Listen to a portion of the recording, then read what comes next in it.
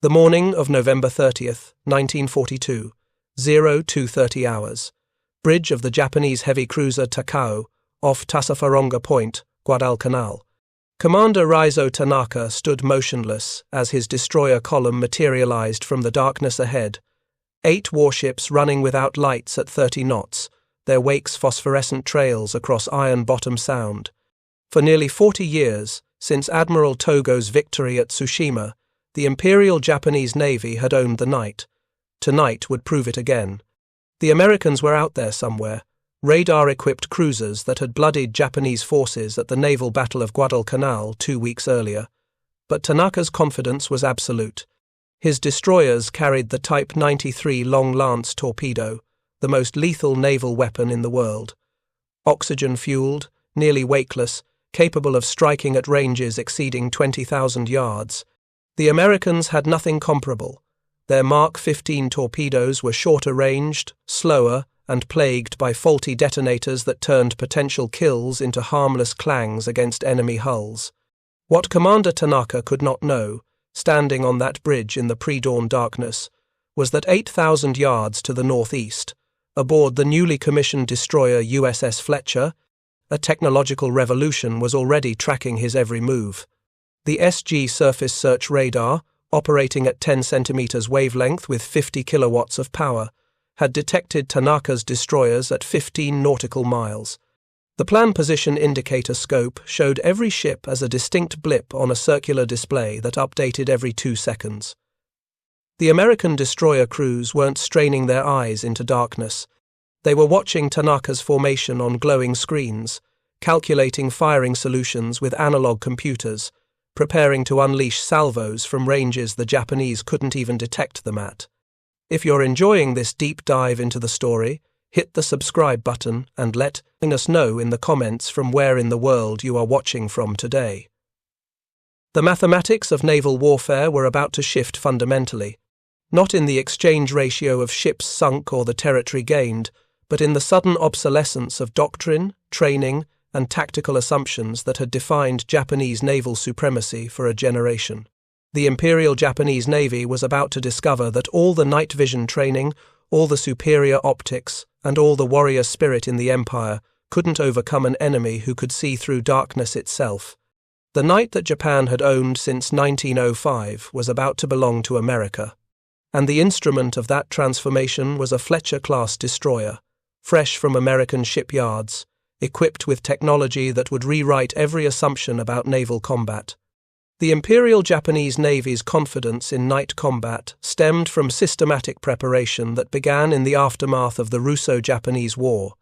At Tsushima Strait in May of 1905, Admiral Togo Heihachiro's fleet had annihilated the Russian Baltic Fleet in what remained history's most decisive naval engagement. But it was the night torpedo attacks by Japanese destroyer flotillas that had sealed Russia's doom, and that lesson became doctrine. By 1942, Japanese night fighting capabilities represented the culmination of nearly 4 decades of refinement. Lookouts underwent specialized training programs designed to maximize human optical capability. They spent hours in darkened compartments, allowing their eyes to adapt fully to low-light conditions. Their diets were carefully monitored to prevent vitamin A deficiencies that could impair night vision. They practiced distance estimation in darkness until they could reliably spot ship silhouettes at 7,000 meters on moonless nights, more than double the detection range of their American counterparts. The technology seemed to validate Japanese superiority. Japanese optical equipment, manufactured by Nippon Kogaku, later known as Nikon, provided exceptional light-gathering capability. Their binoculars and rangefinders were acknowledged as the finest in the world. The 7x50 binoculars issued to Japanese lookouts could resolve details in conditions where American equivalents showed only darkness. More importantly, Japan possessed a weapon that gave them an overwhelming advantage at night. The Type 93 torpedo, nicknamed the Long Lance by the Americans who faced it, was engineering brilliance incarnated in steel and oxygen. Propelled by pure oxygen instead of compressed air, it left almost no wake.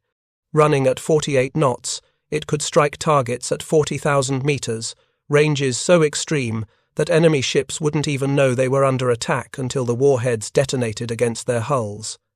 The early Pacific War validated every Japanese assumption about night combat supremacy. At the Battle of Savo Island on August 9, 1942, Vice Admiral Gunichi Mikawa's cruiser force had achieved what naval historians would call the most decisive surface engagement of the Pacific War. In 33 minutes of night combat, Japanese cruisers annihilated an Allied screening force, sinking 4 heavy cruisers and damaging 2 others without losing a single ship. The USS Astoria, Quincy, Vincennes, and HMAS Canberra went to the bottom of Iron Bottom Sound, victims of long-lance torpedoes launched from ranges where American lookouts couldn't even see their attackers. American commanders were stunned. Rear Admiral Richmond Kelly Turner later testified that the Japanese possessed superior night optics, superior night training, and superior night fighting doctrine. The Americans had radar, but the primitive CXAM and SC sets installed on cruisers in early 1942 were unreliable, difficult to interpret, and distrusted by most captains who had spent their careers relying on visual observation. At Savo Island, radar had detected the approaching Japanese force, but confusion over the scope readings and poor communication meant the warning never reached the commanders who needed it. 3 months later, at the Battle of Tassafaronga on November 30th, 1942, the Japanese night fighting system would achieve perhaps its most perfect execution. Commander Raizo Tanaka, leading 8 destroyers on a supply run to Guadalcanal, encountered 5 American cruisers and 4 destroyers under Rear Admiral Carleton Wright. The Americans had radar. They detected Tanaka's force at 23,000 yards. They had numerical superiority, heavier guns, and the element of surprise. They opened fire first, sinking the destroyer Takanami in the initial salvos. And then the long lances arrived.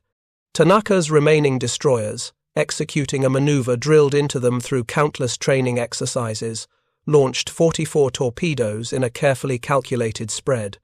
The American cruisers, illuminated by their own gunfire, were perfectly silhouetted targets. The cruiser, Minneapolis, took a torpedo that blew off her entire bow forward of the No. 1 turret. The New Orleans lost her bow as well, 70 feet of ship simply vanishing in a single explosion. The Pensacola took a torpedo amid ships that flooded 3 engineering spaces and killed 125 men. The Northampton took 2 torpedoes and sank 4 hours later. Only Honolulu escaped undamaged. The Battle of Tassafaronga represented Japanese night-fighting doctrine at its zenith. Tanaka's destroyers had savaged a superior American force using superior night tactics, superior weapons, and superior training. American shells had found their targets, but Japanese torpedoes had decided the battle. The exchange ratio was devastating. 1 Japanese destroyer sunk, 4 American cruisers crippled or destroyed. Admiral Ernest King, Commander-in-Chief of the United States Fleet, was reported to be apoplectic.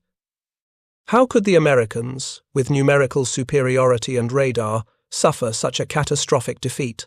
What neither King nor Tanaka fully understood in late November of 1942 was that a revolution in radar technology was already underway in American shipyards and laboratories.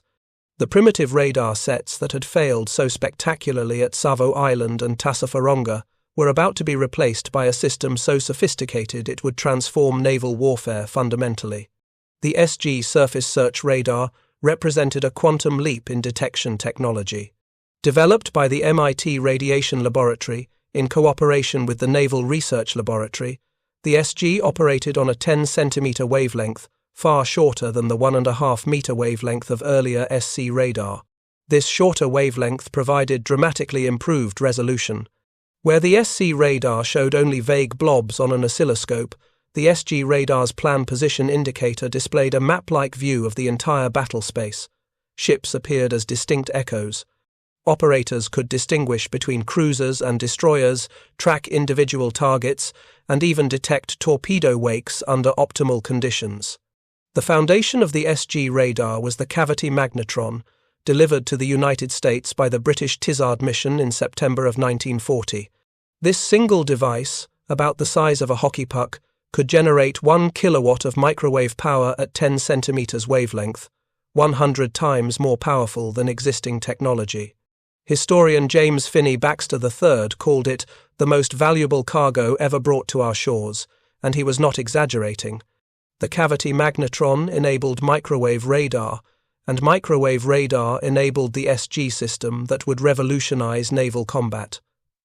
The MIT Radiation Laboratory, established in November of 1940 under Dr. Lee Dubridge, grew to nearly 4,000 employees by 1943. They produced approximately 1,000 SG radar sets during the war, each one representing a fundamental shift in naval warfare capabilities. The first Fletcher-class destroyer, USS Fletcher, DD-445, was commissioned on June 30th, 1942, with the SG radar as standard equipment. By November of 1942, Fletcher herself was operating in the Solomon Islands, though she would miss the Battle of Tassafaronga by hours, having been detached for other duties. The SG radar's capabilities seemed almost supernatural to commanders accustomed to the limitations of earlier systems. Detection range against a destroyer-sized target exceeded 15 nautical miles under normal conditions. Against larger ships like cruisers or battleships, detection ranges reached 20 to 25 miles. The system worked equally well in daylight or darkness, in clear weather or storm conditions, in smoke or fog. Nothing could hide from it. More importantly, the SG radar integrated with the Mark 37 gun director system. This analog computer could calculate firing solutions automatically, adjusting for target range, speed, course, wind conditions, and the firing ship's own motion. The 5-inch 38 caliber guns that were standard armament on Fletcher-class destroyers could fire 15 to 20 rounds per minute, and with radar direction, every round could be accurate even at maximum range. The technical specifications told the story of American technological superiority. The SG radar operated at 3 GHz frequency with 50 kilowatts peak power. It could detect destroyers at 15+ nautical miles with accuracy of plus or minus 40 yards in range and plus or minus half a degree in bearing. The entire system weighed 1,000 pounds and achieved 95% operational availability, making it practical for widespread deployment on even smaller warships. In contrast, the Japanese Type 22 radar, when it actually worked, operated at 150 MHz with only 2 kilowatts peak power. It could detect destroyers at 10 nautical miles under optimal conditions, with accuracy of plus or minus 300 yards in range and plus or minus 5 degrees in bearing. The entire system weighed 2,200 pounds and achieved only 40% operational availability. Of the first 60 Type 22 sets built, only about 6 actually functioned reliably. The disparity was even more striking when considering production numbers. The United States would produce approximately 1,000 SG radar sets during the war. Japan would produce approximately 300 radar sets of all types combined. American destroyers carried radar systems more sophisticated than anything in the Japanese fleet, and they carried them as standard equipment on ships that were themselves being mass-produced at a rate Japan couldn't match. Between June of 1942 and September of 1944, American shipyards produced 175 Fletcher-class destroyers. This was more destroyers of a single class than Japan built of all types during the entire war. Each Fletcher-class ship displaced 2,300 tons, carried 5 5-inch guns, 10 21-inch torpedo tubes, and the SG radar system that gave it eyes in the darkness. They could make 37 knots, operate for 5,000 nautical miles without refueling, and fight in any weather conditions. They represented American industrial might at its zenith, mass-produced technological superiority that Japan had no hope of matching. The night of November 12th to 13th, 1942, would mark the beginning of the Japanese Navy's recognition that something fundamental had changed. The Naval Battle of Guadalcanal began when Rear Admiral Daniel Callahan's task force intercepted Vice Admiral Hiroaki Abe's bombardment group approaching Henderson Field. While only USS Fletcher represented the new destroyer class in the area, Several American ships carried the new SG radar, including the light cruiser USS Helena. At 01:24 hours, Helena's SG radar detected Japanese ships at 27,000 yards, far beyond visual range. For the next 20 minutes, American radar operators tracked the approaching Japanese force with perfect clarity, while Japanese lookouts, despite their superior training and equipment, strained futilely into darkness. They saw nothing. The American ships were invisible, hidden by darkness that Japanese optics couldn't penetrate, but American radar could see through as if it were broad daylight. The battle descended into chaos as American radar-directed fire disrupted Japanese formations before they could employ their superior night fighting tactics. The destroyer Akatsuki, attempting her specialized night torpedo attack, was caught in radar-directed crossfire from multiple American ships. She exploded and sank in minutes, her crew never understanding how the Americans had found them in complete darkness. Commander Tamichihara, commanding the destroyer Amatsukaze, experienced this new reality firsthand. His ship successfully torpedoed USS Barton, breaking her in half, and damaged USS Juno severely. But when Hara illuminated the American heavy cruiser San Francisco with searchlights to improve his own gunnery, Helena's radar-directed guns immediately found Amatsukaze in the darkness. 6-inch shells slammed into the destroyer, killing 43 men and causing severe damage. Hara couldn't understand how the Americans had targeted him so quickly. His searchlights should have blinded American optical rangefinders. But the Americans weren't using optical rangefinders. They were using radar, and Hara's searchlights only made his ship easier to identify on their scopes. The battleship Hiei, flagship of Admiral Abe and veteran of the Pearl Harbor attack, became the focus of concentrated American radar-directed fire. In darkness and rain squalls that should have provided concealment, Hiei absorbed 85 shell hits from enemies firing at ranges beyond Japanese visual capability. Her bridge was wrecked, her steering destroyed, her superstructure ablaze. She would be scuttled the next day, becoming the first Japanese battleship lost in the war. The psychological impact was profound, though Japanese commanders didn't yet understand what had happened. They knew the Americans had fired with uncanny accuracy in conditions that should have made accurate gunnery impossible, but they attributed it to luck or perhaps some new illumination technique they hadn't detected. The truth was simpler and more devastating. The Americans could see through darkness. They could track ships at ranges where Japanese lookouts saw only empty ocean. They could calculate firing solutions faster than Japanese optical rangefinders.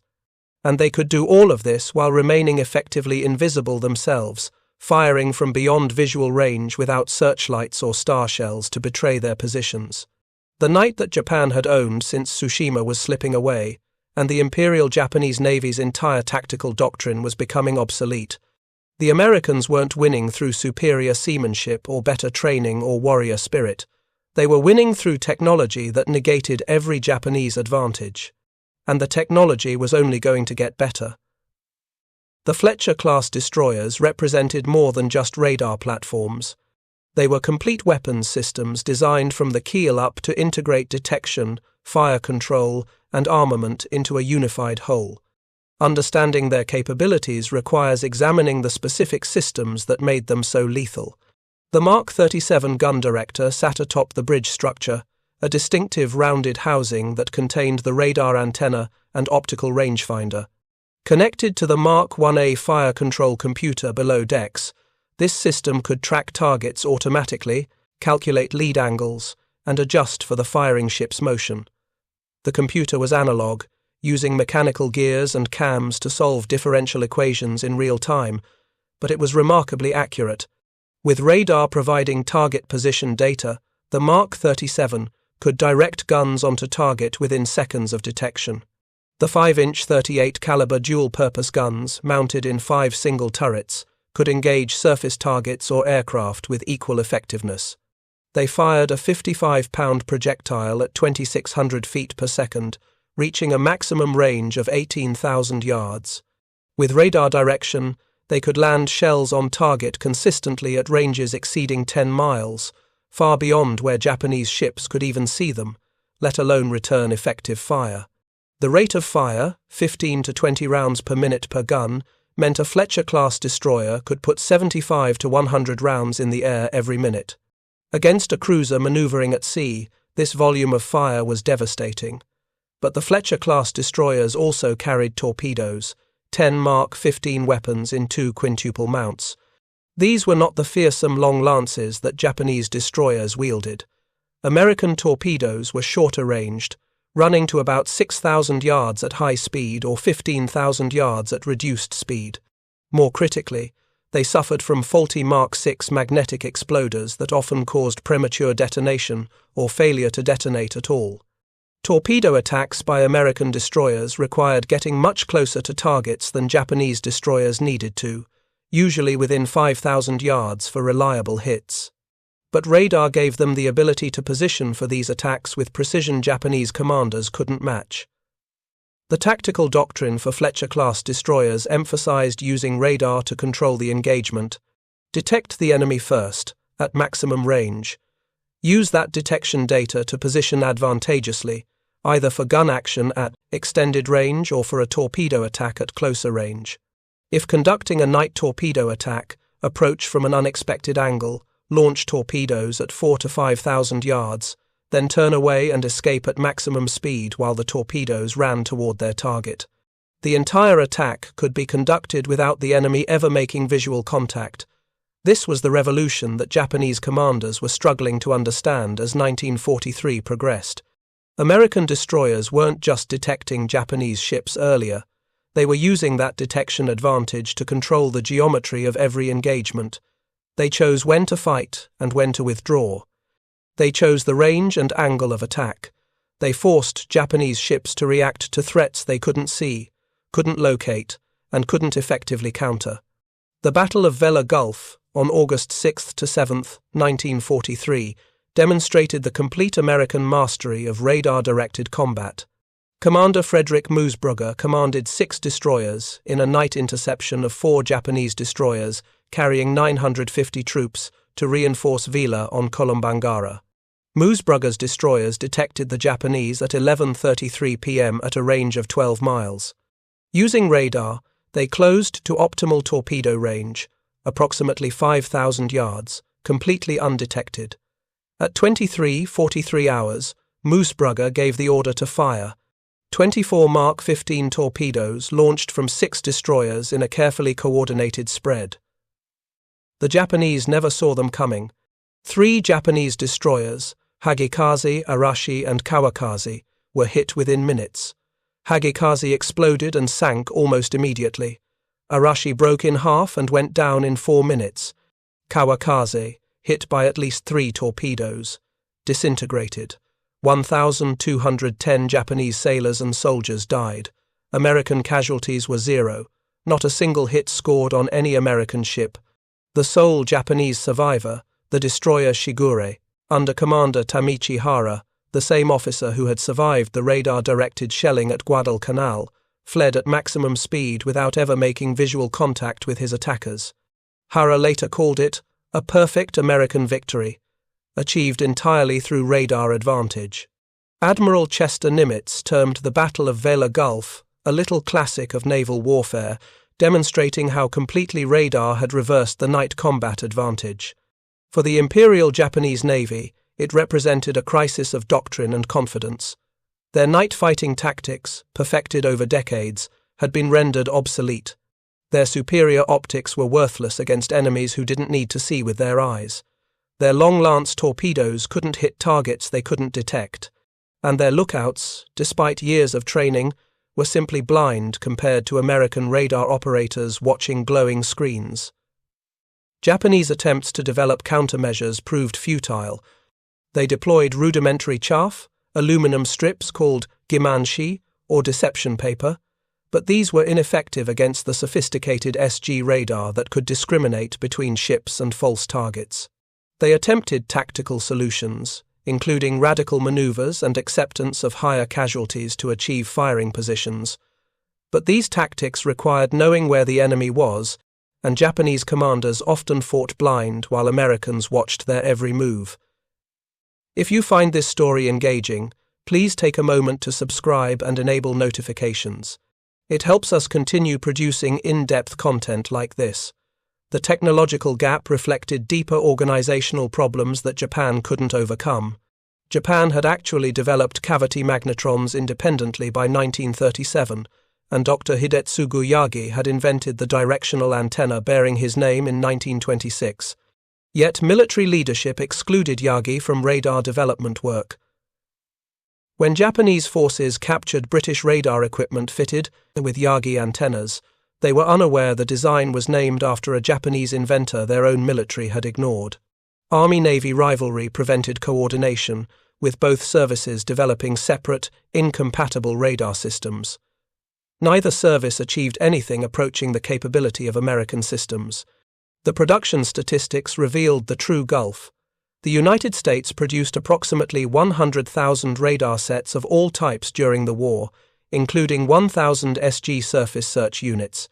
They manufactured 250,000 cavity magnetrons and 2.5 million radio tubes monthly by 1944. They trained 50,000 radar technicians and invested $1.5 billion in radar development in 1940s currency. Japan produced approximately 300 radar sets total, of all types combined. They manufactured about 50,000 radio tubes monthly at peak production.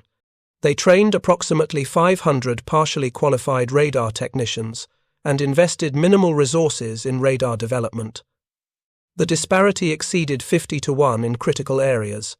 By mid-1943, the exchange ratios in night surface combat told the story of technological dominance.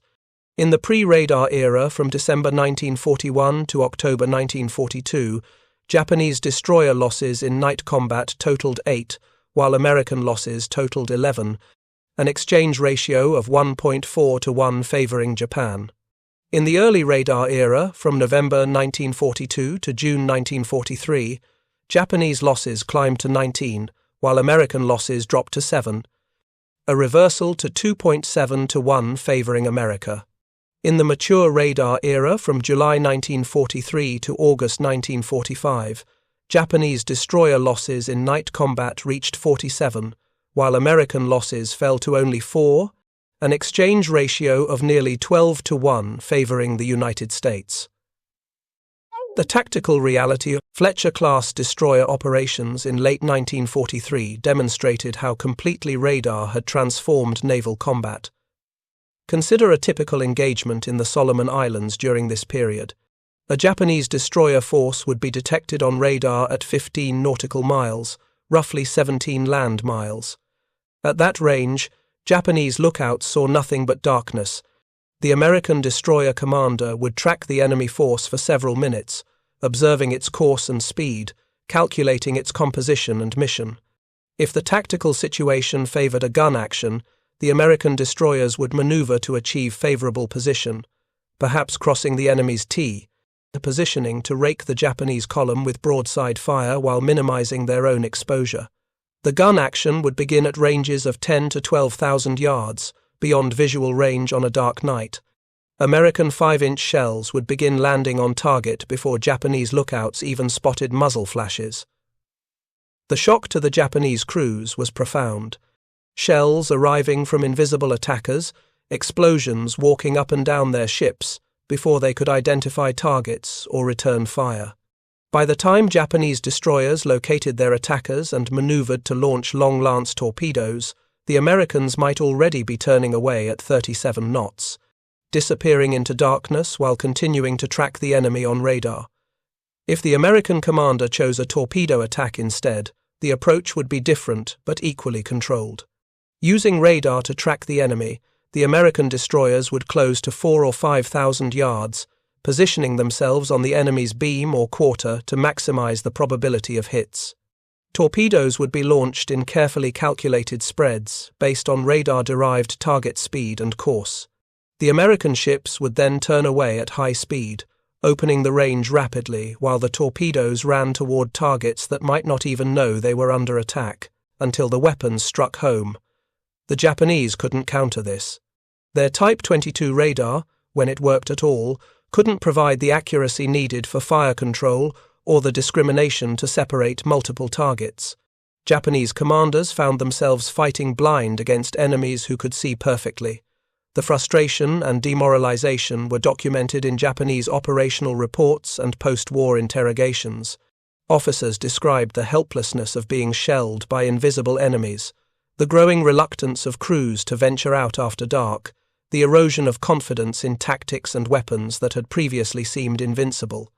Commander Tamichi Hara, who survived the war as the only Japanese destroyer captain from Pearl Harbor to do so, wrote extensively about the growing American technological superiority in his memoir, Japanese Destroyer Captain. While the memoir contains some factual errors and was written with the benefit of hindsight, Hara's assessment of radar's impact was accurate. He described watching American shells land with uncanny accuracy in conditions where Japanese optical rangefinders were useless. He described the frustration of commanding ships whose lookouts were effectively blind while American radar saw everything. And he described the psychological toll on crews who knew they were outmatched not in courage or skill, but in the fundamental ability to detect and engage the enemy. The Battle of Empress Augusta Bay on November 2, 1943 provided perhaps the clearest demonstration of radar's complete transformation of naval combat. Rear Admiral Aaron Merrill's Task Force 39, including several Fletcher-class destroyers with the latest SG radar modifications, intercepted a superior Japanese force under Rear Admiral Sentaro Omori. At 02:27 hours, American radar achieved contact at 35,900 yards, nearly 20 nautical miles.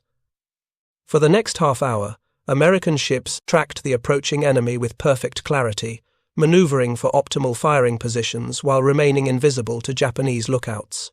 When the engagement began, American destroyers demonstrated capabilities that seemed supernatural to Japanese observers. Ships engaged at ranges exceeding 14,000 yards in total darkness, scoring hits with their first salvos. They detected and evaded long-lance torpedoes by tracking the weapons' wakes on radar, then counter-attacked the launching destroyers without ever making visual contact. The battle's outcome shocked the Japanese high command. Despite superior numbers and firepower, Omori's force was routed, losing the light cruiser Sendai and destroyer Hatsukaze while inflicting minimal damage on American ships. Admiral Samuel Eliot Morrison noted that this battle marked the end of Japan's previous advantage in night engagements. By the end of 1943, Japanese naval commanders were desperate for solutions that didn't exist. Training programs struggled to adapt to a technological war they couldn't win. The torpedo school at Yokosuka attempted to develop blind launch techniques, firing spreads of long-lance torpedoes at calculated positions without visual contact, accepting that success rates would be minimal. The Naval War College developed new night fighting doctrines based on accepting catastrophic casualties in hopes of getting close enough to American ships to employ torpedoes effectively. Shore-based air forces were expected to provide reconnaissance and strikes to compensate for the fleet's radar disadvantage, but American fighters and anti-aircraft fire made such missions suicidal. The infrastructure of 4 decades, night vision training schools, optical ranging systems, lookout qualification programs became obsolete overnight but couldn't be replaced. The few Japanese radar sets available were primitive and unreliable compared to American systems. Training on these inferior sets proved counterproductive. Officers learned to distrust radar after repeated failures and returned to visual methods despite their inadequacy against radar-equipped enemies. The cultural dimension of Japan's radar disadvantage compounded the practical problems. The Imperial Japanese Navy was rooted in samurai tradition and personal combat excellence. The premise that technology could replace warrior skill contradicted fundamental military philosophy. Young officers raised on tales of samurai valor struggled to comprehend warfare where the enemy was invisible and unreachable. The radar gap challenged Japanese racial theories that had portrayed Americans as spiritually weak, dependent on technology because they lacked warrior courage. The Battle of Cape Street, George, on November 25, 1943, served as the epitaph for Japanese night fighting superiority. Captain Arleigh Burke's Destroyer Squadron 23, nicknamed the Little Beavers, achieved what would become the template for radar-dominated naval combat. At 1441 hours, Burke's 5 destroyers detected 5 Japanese destroyers at a range of over 22,000 yards. The Japanese ships were on a supply run to Buka, carrying troops and equipment for isolated garrisons in the northern Solomons.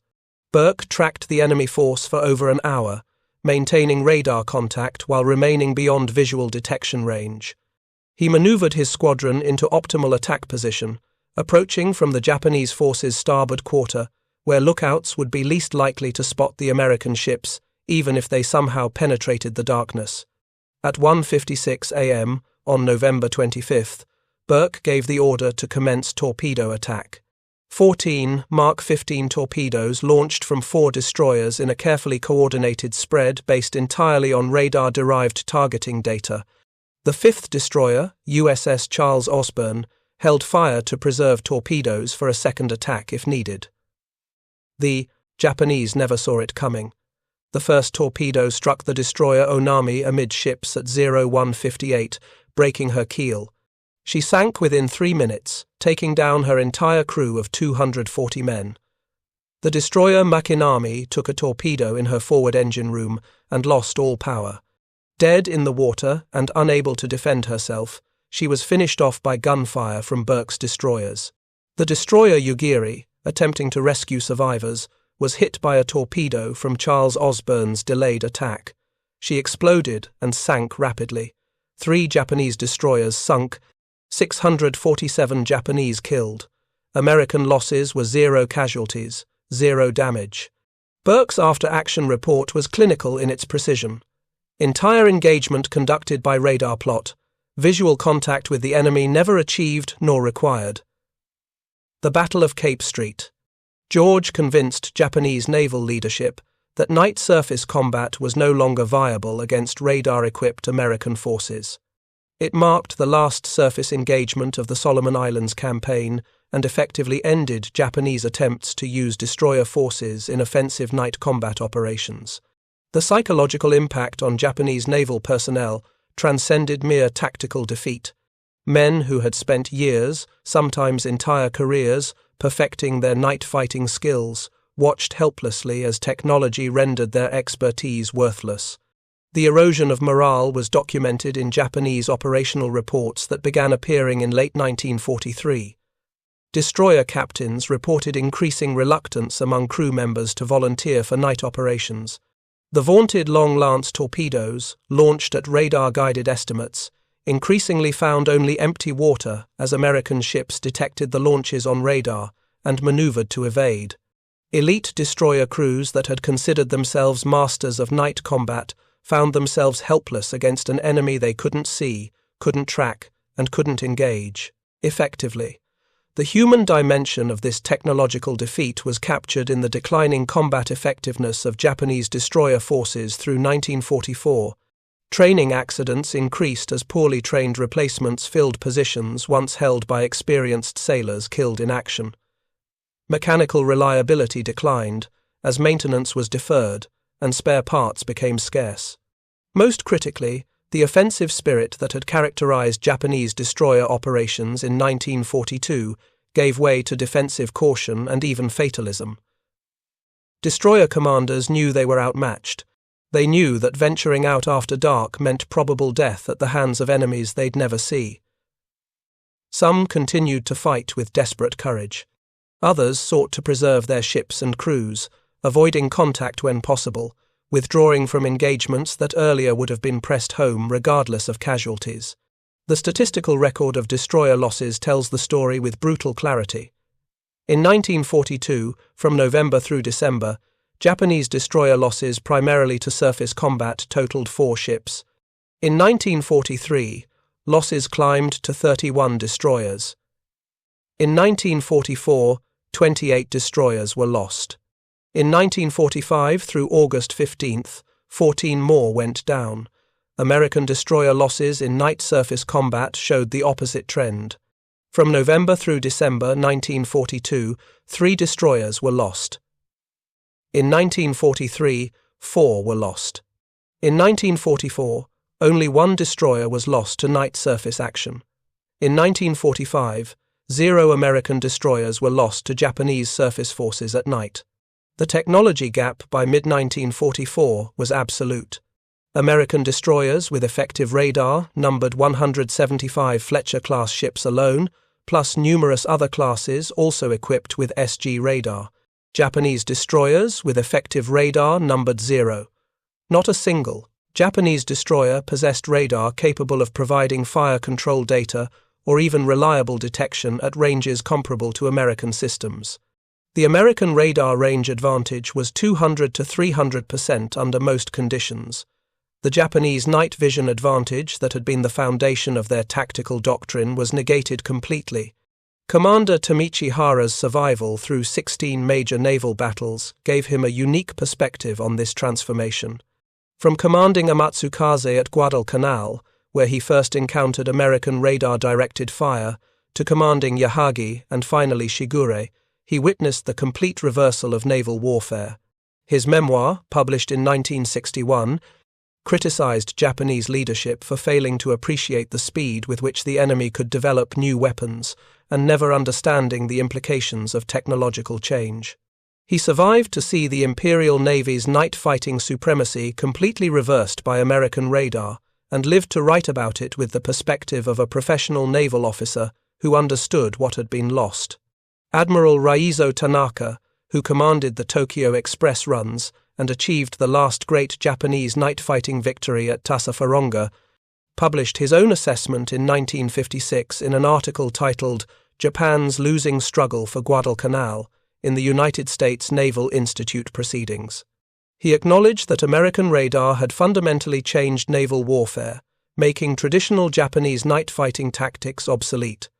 Tanaka had been perhaps the most skilled night-fighting commander in the Imperial Navy, a tactician of rare ability who had achieved victories through superior seamanship and bold maneuver. But even Tanaka recognized that no amount of skill could overcome the fundamental advantage radar provided. When the enemy could see through darkness and you could not, seamanship became secondary to sensor capability. The broader implications of the PRORIC radar war extended beyond surface combat. Japanese submarine forces, initially less affected by American radar superiority, soon encountered the technology's devastating reach. Fleet submarines attempting to recharge batteries on the surface at night discovered that darkness no longer provided safety. The SG radar could detect a surfaced submarine at ranges exceeding 15 miles, far beyond visual range even in daylight. Japanese submarines, dependent on surface running for speed and battery charging, found their operational effectiveness crippled. Transit speeds dropped from 15 knots surfaced to 3 knots submerged.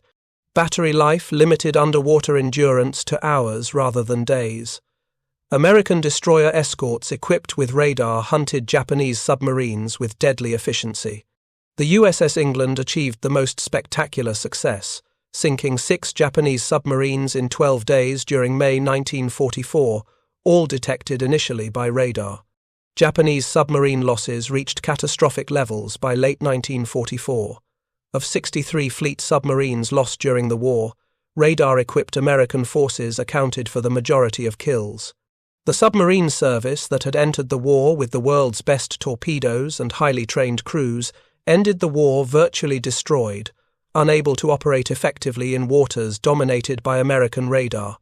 Japanese naval officers drew parallels between their radar disadvantage and the B-29 bombing campaign that was devastating Japanese cities by late 1944. Just as American bombers struck from altitudes beyond Japanese interceptor reach, American destroyers struck from beyond visual range. Technology had created a sanctuary from which Americans could attack without risk. The psychological parallel was exact.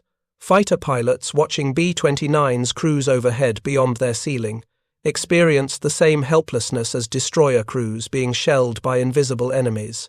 Traditional warrior skills, courage, training, spirit meant nothing against technological superiority that prevented engagement entirely. The Battle of Leyte Gulf in October 1944 provided the final devastating confirmation of radar's transformation of naval warfare.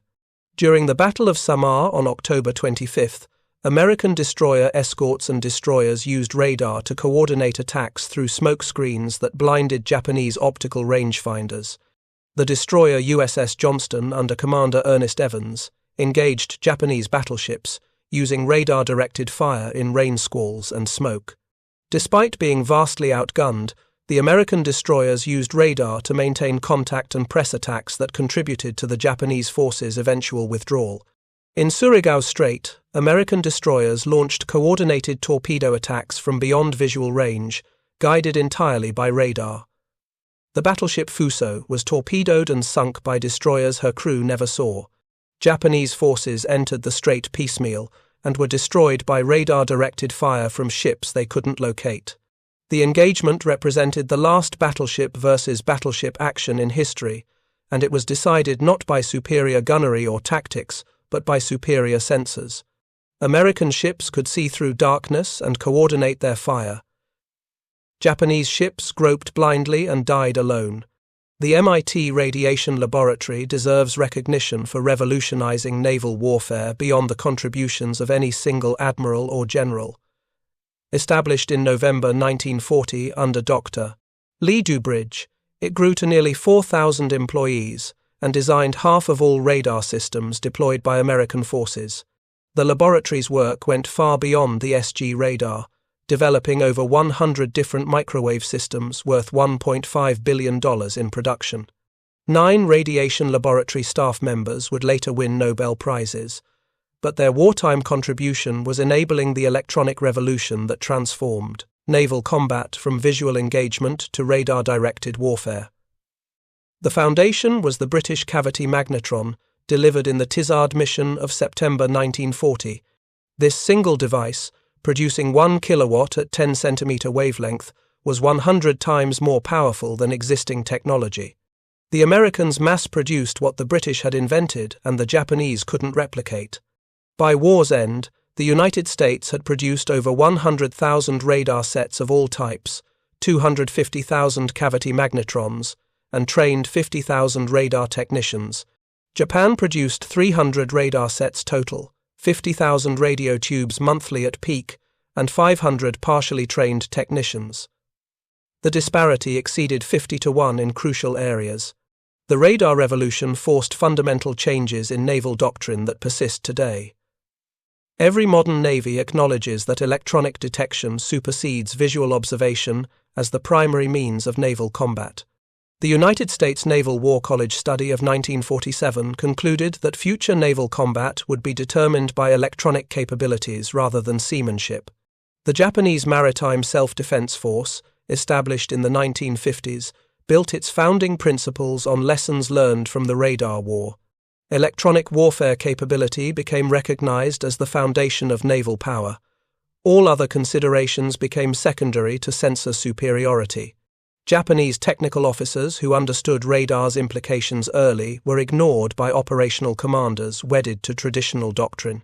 The few officers trained in electronics became prophets without honor, predicting defeat while being dismissed by leadership that refused to acknowledge technological reality. This disconnect between technical understanding and operational doctrine proved fatal. While American forces integrated radar into every aspect of naval operations, Japanese commanders continued planning visual range and night attacks, even as their ships were destroyed from beyond sight. The final measure of radar's impact came from comparative loss statistics. By war's end, of the 70 modern destroyers Japan possessed at Pearl Harbor, only about a dozen remained operational. The Imperial Japanese Navy, that had entered the war as masters of night combat, ended it unable to venture out after dark without accepting catastrophic casualties. The weapon that Japan had perfected over decades was turned against them with technology they couldn't match. The night that had been their greatest ally became their tomb, and the Americans who wielded radar became the undisputed masters of darkness. The Fletcher-class destroyers, with their SG radar sets and integrated fire control systems, had not just won the destroyer war.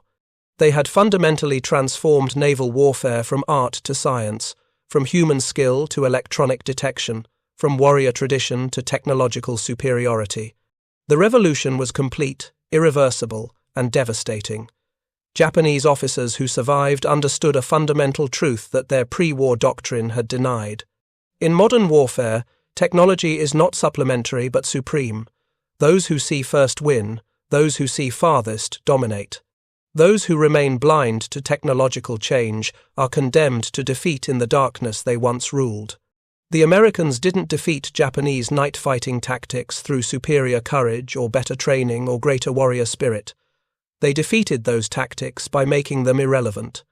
Radar rendered useless 4 decades of Japanese investment in night vision training, optical equipment, and tactical doctrine. It negated the long-lance torpedoes' range advantage by detecting launches and enabling evasive maneuvers. It transformed the Pacific War's night battles from contests of seamanship and skill into exercises in technological dominance, where the outcome was determined before the first shot was fired. The implications extended beyond World War II. The radar revolution of 1942 to 1945 established electronic warfare as the dominant factor in naval combat. Every subsequent naval engagement, from Korea to the Falklands to the Persian Gulf, has been decided primarily by sensor capabilities.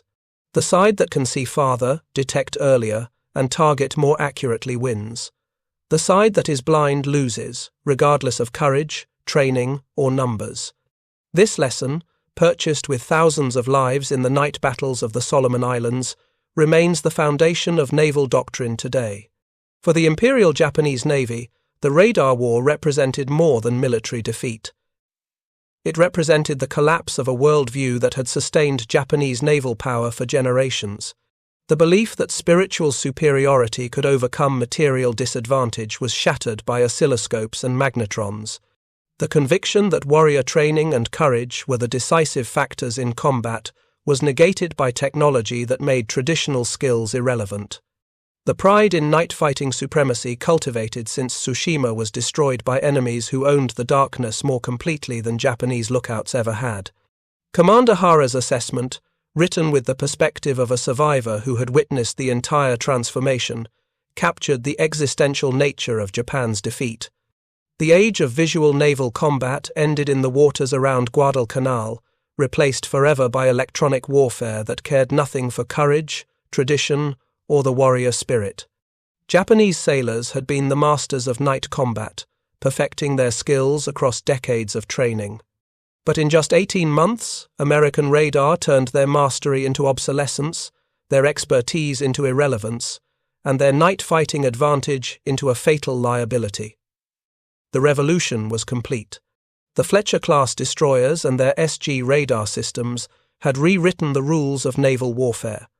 The Japanese discovered, too late, that the night they had owned since 1905 now belonged to America, and it would never be theirs again. The darkness that had been their ally became their enemy. The Americans who could see through that darkness became invincible, and the radar that made it possible proved that in modern war, technology trumps tradition, sensors defeat skill, and those who adapt to technological change survive, while those who cling to the past perish in the darkness they once ruled. Thank you for watching. For more detailed historical breakdowns, check out the other videos on your screen now, and don't forget to subscribe.